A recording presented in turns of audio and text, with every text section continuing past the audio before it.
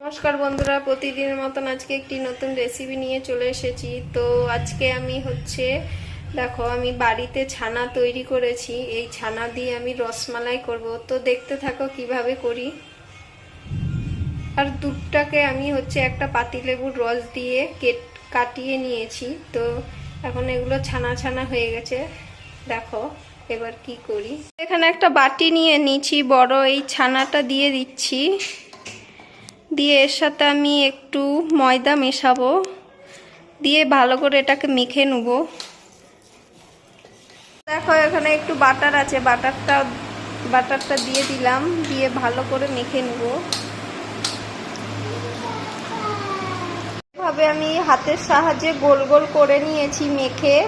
তো 5 মিনিট রেখে দিবে। এখানে আমি উনুনে দুধ বসিয়ে দিয়েছি। দুধটাকে ভালো করে ফুটাতে হবে। তো দেখো, তো আমি দুধের মধ্যে টুকরো টুকরো করে এলাচ আর তেজপাতা দিয়ে দিচ্ছি। এখন আমি চিনি দিয়ে দিচ্ছি পরিমাণ মতন।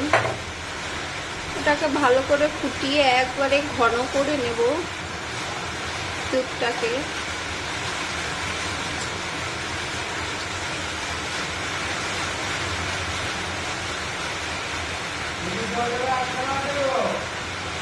এখন আমি এক এক করে ছানাগুলো দিয়ে দেবো।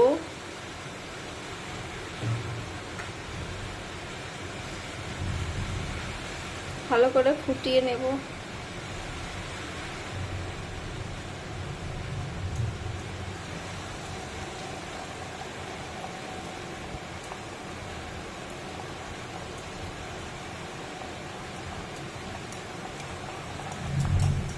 বন্ধুরা কেমন ফুটছে, এভাবেই ফুটাতে হবে যাতে ভিতরে মিষ্টিটা ঢোকে।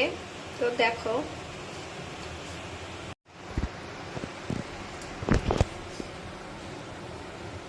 তো বন্ধুরা দেখো হয়ে গেছে। এখন আমি নামিয়ে দেব।